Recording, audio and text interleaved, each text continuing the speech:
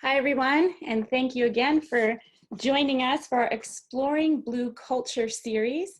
Today, we are joined again by our cultural anthropologists, Ken Price, Robert Adams, and with our Blue Courage Master Trainers, Michael Nila, Jack Hart. We also have our special guest with us, Chief Sylvia Moir with the Tempe Police Department. And our topic today is from training to education. I will now turn it over to Jack to get us started. Well, hello, everybody. Good morning, and everyone, and welcome. It's very nice to see all of you today. Thank you so much to the Blue Courage team and to everyone at Thomas Leland, for taking the time out to really get this webinar going and engage and getting all of us up and going. So we're very excited to be here, and thank you so much. Your most precious gift is your time. So once again, thank you so much for taking the time to join us today. Through our discussions with our cultural anthropologists, Ken and Robert, we know that culture is a thing and it is made up of things. And while we are quick to rattle off sound bites from organizational management genius Peter Drucker like culture eats strategy for breakfast, or we quote police leaders' frustration with shaping police culture when they say, the only thing cops hate more than change is the way things are. We now know from Ken and Robert that positive culture change must be intentionally created by us at all levels of our organizations. Now, language, which is powerful, purposeful, and unifying to any culture, is one of those tools in the exploration for us to better understand and then shift and to intentionally shape this positive culture. So one example is even defining whether we're law enforcement or policing. But even another example is the culturally accepted norm in policing that we do training in our academies and roll calls. But is training what we want? Well, Merriam-Webster Dictionary defines training as the knowledge or experience acquired. Education, however, is defined as the knowledge and development resulting from a process of being educated. Our communities demand, and our cops deserve, a policing culture that expects, reinforces, and rewards those whose mastery and human effectiveness is grown and developed by design, instead of one that overvalues experience and assumes competence by default based upon seniority or 5-year hash marks on a long sleeve uniform shirt. Well, we now continue our Exploring Blue Culture series by asking even more questions and gathering insights of how we best, together, from inside, above, and outside the profession, heal and grow ourselves through leadership, culture, and education. Well, good afternoon to our panelists. Let me do a quick introduction in case this is the first time that you've joined us. First, in his 50th year in policing, Police Commander Emeritus from Aurora, Illinois, and founder of Blue Courage, welcome Michael Nila. An applied cultural anthropologist and senior engagement leader, consultant, and managing partner with Thomas Leland, welcome Dr. Ken Price. Also, a cultural anthropologist who specializes in diversity and inclusion, mindful leadership, organizational change, and strategic planning. Please welcome Dr. Robert Adams, Jr. And in her 30th year, over 30 years in policing, she rose through the ranks in Sacramento, California, and as chief of the El Cerrito, California Police Department, and now as the chief of the Tempe, Arizona Police Department. She serves in various capacities for PERF, IACP, the Police Foundation, and the Arizona Chiefs of Police, and is a graduate of the Naval Postgraduate School. Please welcome Chief Sylvia Moir. Good afternoon, Chief. Good afternoon. I'm in an esteemed company. Yeah, and we're grateful that you are in our company. Very welcome, and we're honored to have you and excited to have this discussion of people from the policing profession and our cultural anthropologists to take a look at the lens in which we're all viewing policing and how best we can grow and transform through this. So first, why don't we start with Dr. Robert? Yes, welcome, Chief Moir. I really appreciate this opportunity to discuss the future of policing with such a progressive thought leader as yourself. Can you explain your approach or your understanding of organizational culture and how your reshaping organizational culture allows for the rapid implementation of bold changes? Robert, what a great question. I identify culture as the values and behaviors that contribute to how we perform our functions. I make a distinction that I think is really important for all of us to consider. If we say that culture takes quite some time to influence and alter, I actually subscribe to, while recognizing and valuing the culture in an organization, I recognize and value the rapid nature in which climate in the organization could change.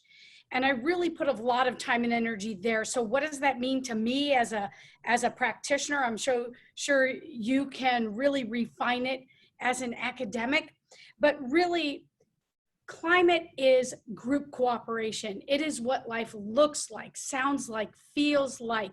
It is really the reoccurring patterns of how we engage with each other, how we engage with our duty, how we engage with the training, the education, how we engage broadly with and in the profession of policing. And as I understand it, climate can be more rapidly influenced. So I value culture, and I really drive a lot of energy into climate in the Tempe Police Department.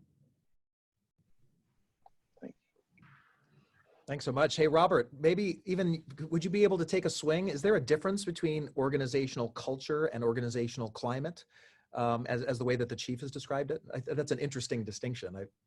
No, I like the way that she divided it up, and thinking about sometimes like short-term behaviors that can accumulate to become the organizational culture.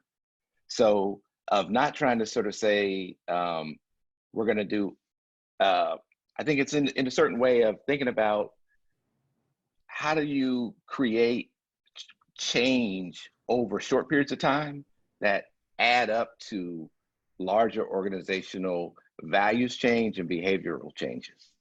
And I think that is important to think about it like that way, that dynamic between short-term and long-term, so that you can maximize folks taking on cultural change step by step, and so they can fully buy in and fully own it to really get long-standing sustainable change. Thank you both, Chief and Robert. As a captain in my organization, the term climate seems much more accessible to me. I feel like I have a little bit more control over the climate than perhaps the whole culture of the organization. So that is a really great way of being able to intentionally have control over my own area of influence. So I really like that term, and I'm glad to be able to incorporate that into our discussions. So Michael, I know you have a question as well, or two maybe, for the chief. Yeah, I'm fascinated by that distinction between climate and culture, and something I think we really need to explore, because we're in a climate right now, and our officers are reacting to this climate, I suspect, in part based on their culture. So it'd be a fascinating thing to dig even deeper into that, but I totally agree. It seems like we can influence the moment far easier than we can transform our culture. But my question for you, Chief, thinking about education and training. In policing, we tend to focus on training to develop the skills of our police officers, and so that they can, with some level of mastery, use the tools of our craft. But when we see officers step outside of the boundaries of policy and what is reasonably acceptable, I find that it is often not a failure of skills and tools. Officers, know what they should be doing. They often know the policy. They know how to use their tools. I find that it's often more a failure of their heart set and mindset, or what we would simply call attitude in our business. My question is, how can police train to produce a highly skilled officer, which we absolutely must have, but also educate to a higher sense of learning, reflection, self-awareness, that ultimately we trust will lead to a greater sense of wisdom and discernment and judgment? Michael, there is so much to unpack in that. You made the really important distinction between training and education. And I think I consistently go back to Aristotle, who said it is the mark of an educated mind to entertain a thought without accepting it. And that implies that we shouldn't believe everything we think. We should really have an intellectual humility, intellectual curiosity. The skill is the thing that we learn, the training that we learn to apply something specific. Education really unpacks the why we would apply that skill in that moment. If we overlay that with mindfulness, then what we're saying to the cop is, we are going to develop the skill. And in mindfulness, we are really going to ground you to the situation that you're in so that you can apply the education, the wisdom, you can take in everything that is around you to perhaps apply the right skill based on the training. I think it's a trap for us to say that training and education are completely distinct. We need the skills. The key is understanding why we would apply a certain skill, a certain approach, a certain type of policing or law enforcement or peacemaking for the environment that is presenting itself before us. So if we say that mindfulness is about grounding ourselves to where we are so that we can engage in that environment in the very best way, I think it incorporates training and education with this real thread of comprehension, understanding, discernment, humility, and intellectual curiosity. There's a real trap for all of us to be binary in this endeavor. And what I mean is it's training or education. It is good or bad. It's this or that. And I have embraced the ampersand, the fluidity of so much of what we do. And that is inclusive of all of these approaches that really defines who we are and who we are becoming as individuals in this very important profession. So very well said. Yeah, well, Chief, a great answer. And we love the power of the and too often in our business, it's an either or. When it's really an and too often we think, okay, we do a lot of things right in this profession. We do a lot of training right, but if we can amplify that, add to it, not stop doing that, but add to it, so that we can have a blended approach. So we're educating at the same time we're building muscle memory and training. Now I think we're closing some gaps that are very necessary. So brilliant answer, thank you. Hey, Michael, what if we said it's right for who? We handled something right for who? Based on my construct as all of the identities that I bring to this issue, it's right for who? And what I find so fascinating about what Blue Courage is doing with these incredible folks, our cultural anthropologists, is we're really inserting and exploring the variation among people. I believe that's what cultural anthropology does. And that might just be the ampersand, that there is no right for all people. And what that might do is say, let's be humble in this approach, and right for me is not right for another. And I think that's, you've blown my mind to this potential that we really explore that further. Yeah, that's powerful, because one of the concepts we teach in Blue Courage is practical wisdom, which is, practical wisdom is defined by Aristotle as the right thing in this moment with these people in these circumstances that serves the mission. So that's the factor. Is it right now? It might not be right tomorrow or for a different group of people or a different context, but is it right now? And do we have the courage to stand behind that, what we know is right now? Super powerful. Yeah, thank you. And I love that distinction too of speaking about the value of intellectualism. One of the foundational books we teach in Blue Courage is Chief David Cooper, and he wrote a book called Arrested Development, and his work was really groundbreaking 20, 30 years ago in Madison, Wisconsin. And him saying, cops aren't dumb. We just need to bring an intellectual lens through everything that we touch. And so, as you say, it's not about training and education. It's when we're training and educated, are we able to hold those diverse thoughts into our mind without accepting them and bringing an intellectual lens to our work. So very well said, Chief. And we accept these terms as if we understand what they mean. Right. So, yeah, that's fascinating. Isn't it obvious? No, it isn't. Ken, I know you had a question as well. Yeah. So first, I love that comment, you know, that we think we know what we're talking about. And I think culture is one of those terms, which is frequently thrown around, and yet it's not very well examined or understood, or at least not commonly understood. And so I wanted to go back to a question. I really like this distinction as well between climate and culture. And those are two areas where you make change and you look to improve things, but they're distinct, right? In terms of the behaviors you're going to be targeting in a climate as opposed to a deeper cultural sense. And so on the deeper cultural sense, we know for sure that when anthropologists look at behavior, values, and beliefs and so forth that are shared. That's what makes us distinct, say, from psychologists. And we're not looking at it individually, but we're looking at groups.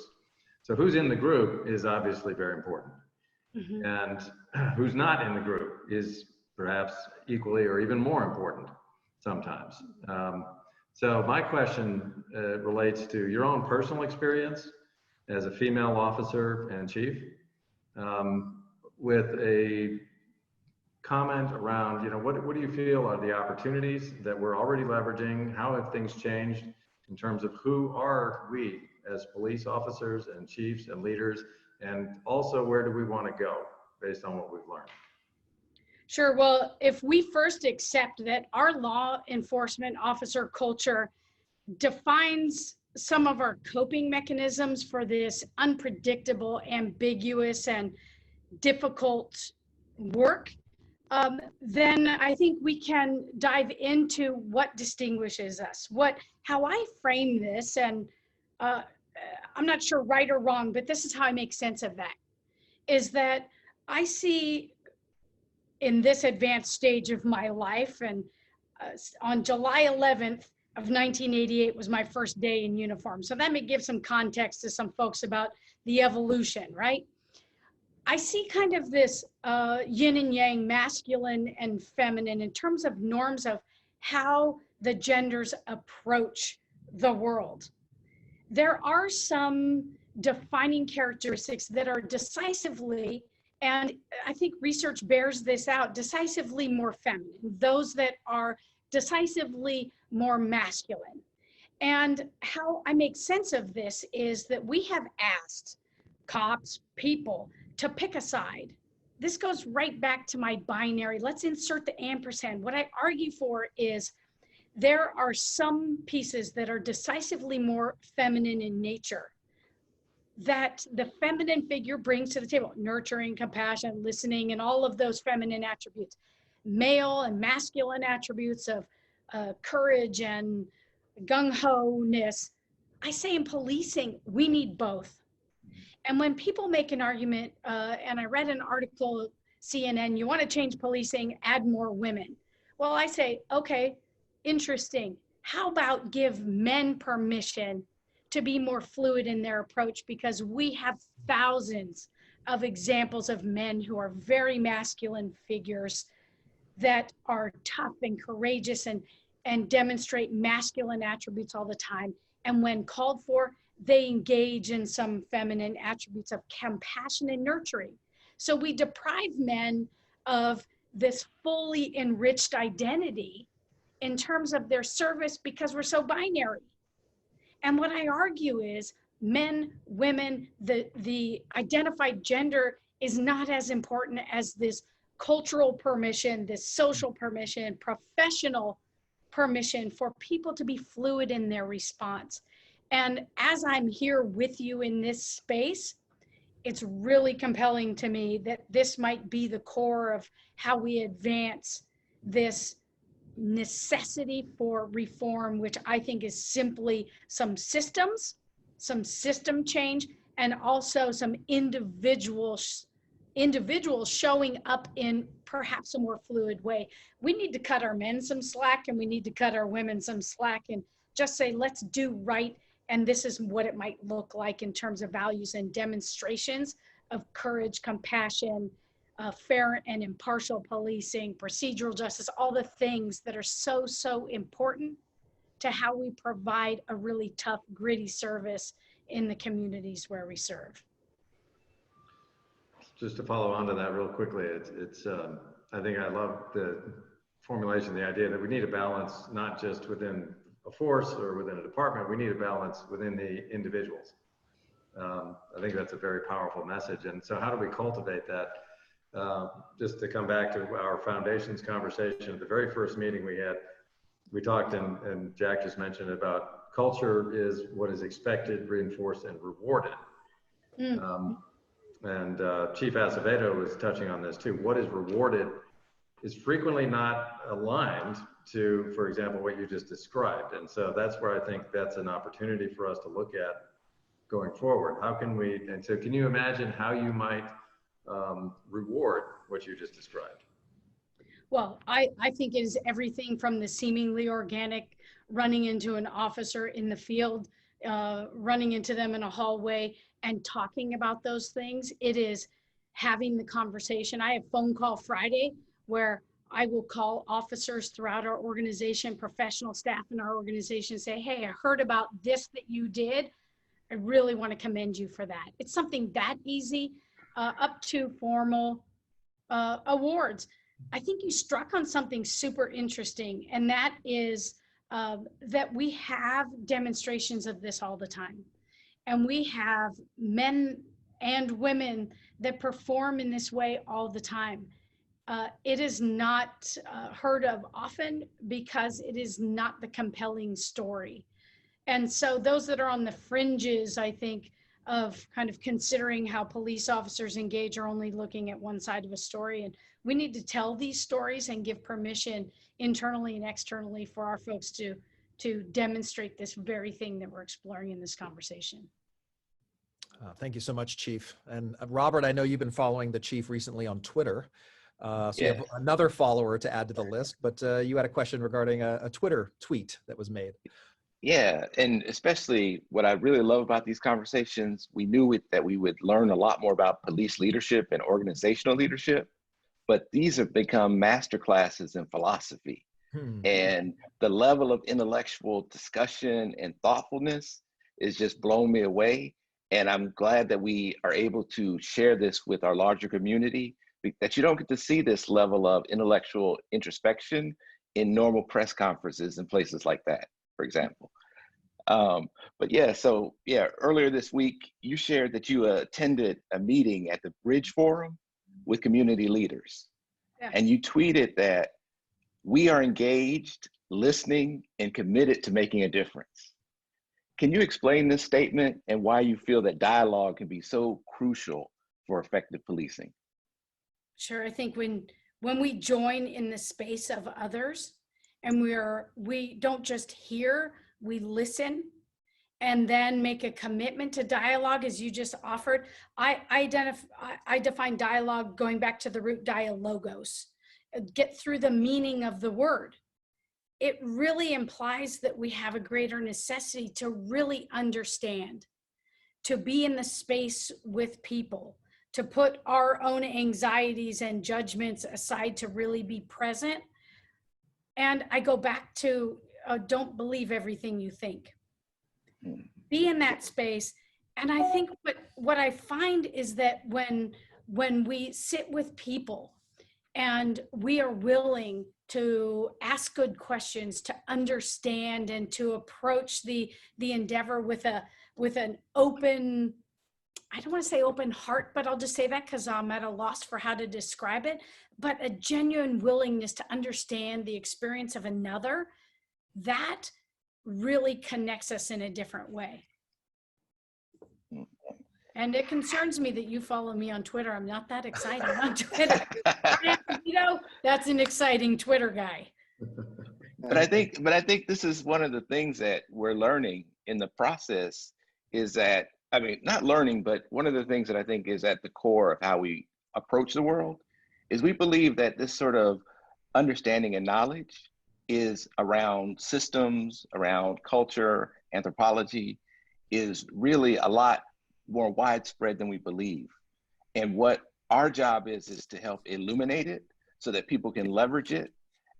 Because again, this sort of intellectual depths that we're really finding with these leaders that we've brought on here demonstrates the sort of capacity and reserve that folks are bringing to the future of policing. And I'm excited about what that future holds. Well, I appreciate that. I was taught long ago, if you're not at the table, you're on the menu.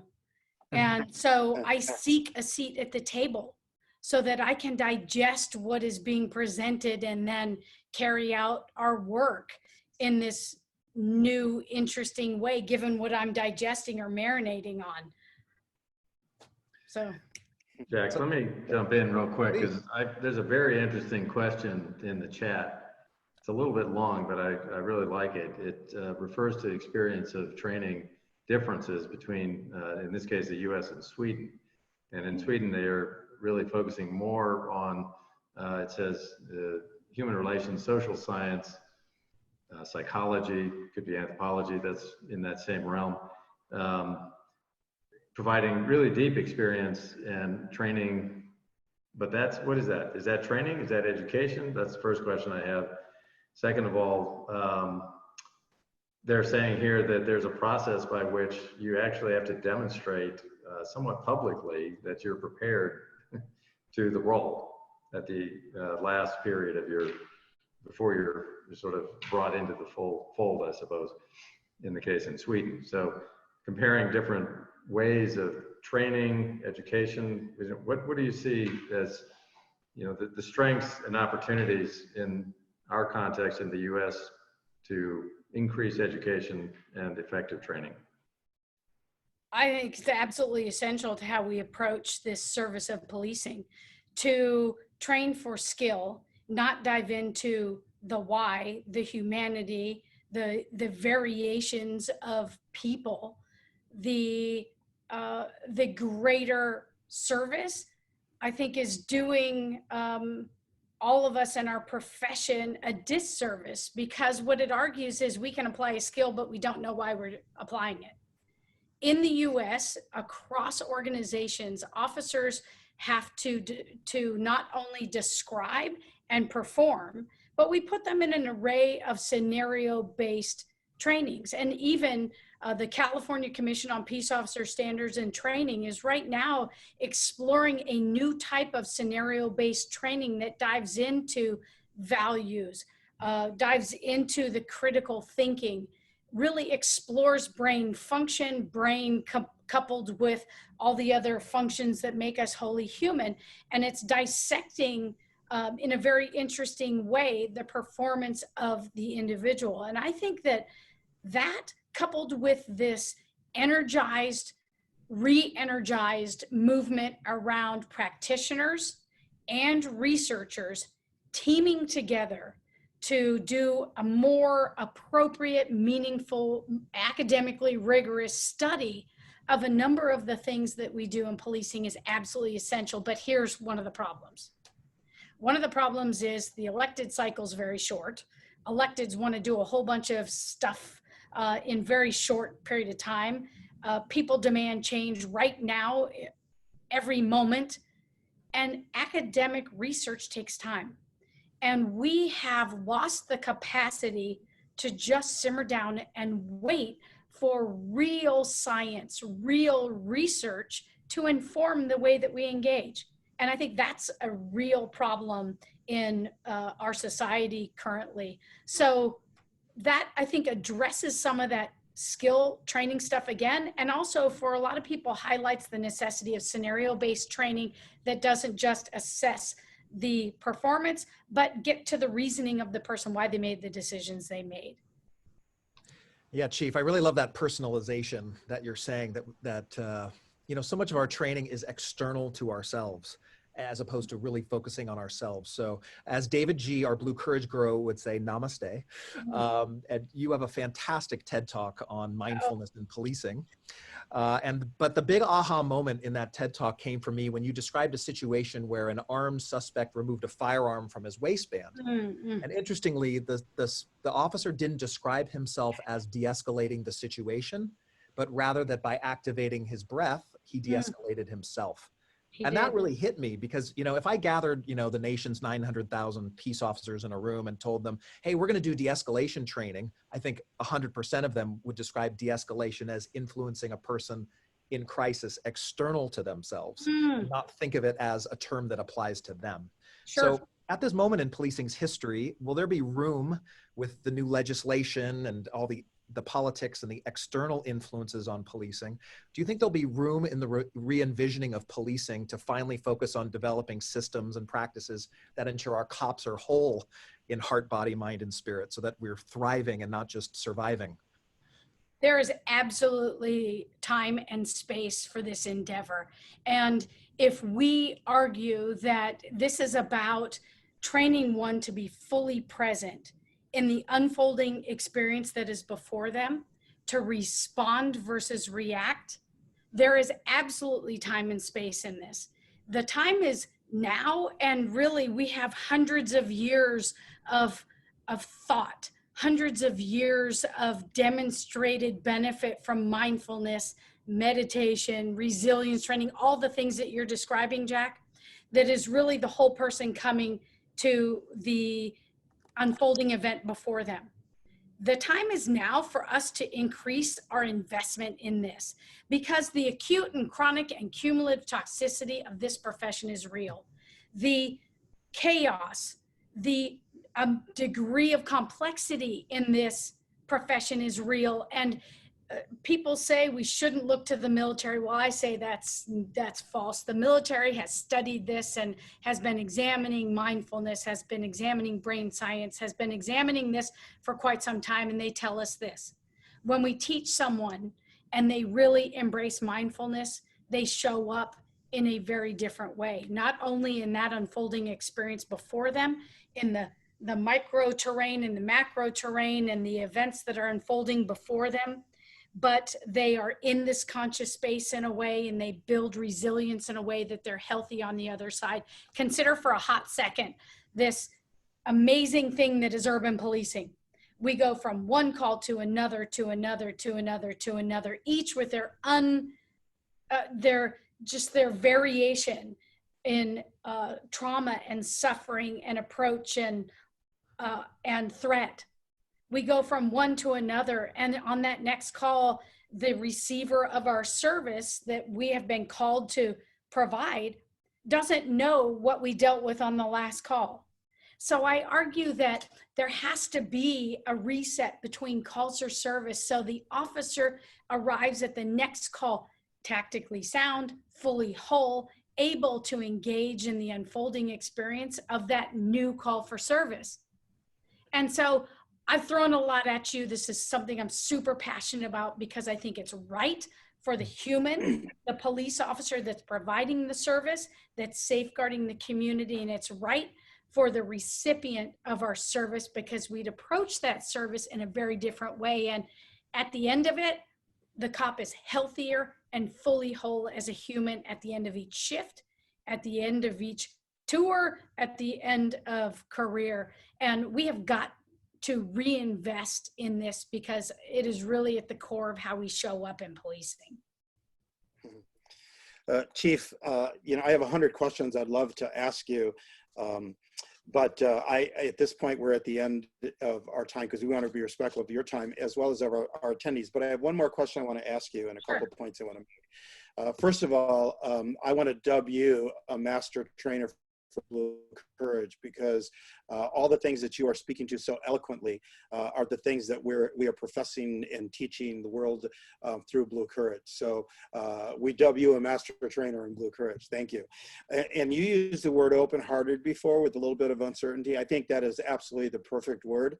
Brene Brown talks about being wholehearted, but I think if we could get those in our profession and those that we interact with to be a little bit more open-hearted and wholehearted, we would have a different climate all the time.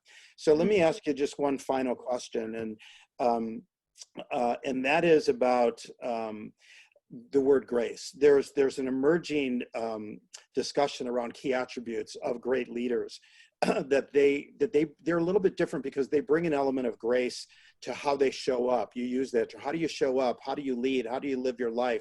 How do you conduct yourselves? And honestly, when I speak to you and when we hear you, I get a clear sense of calm, of peace, and of grace that I suspect is a partly a product of your mindfulness practice. But can you just in a few words describe what does grace mean to you, and what is the role of grace that grace should play for leaders?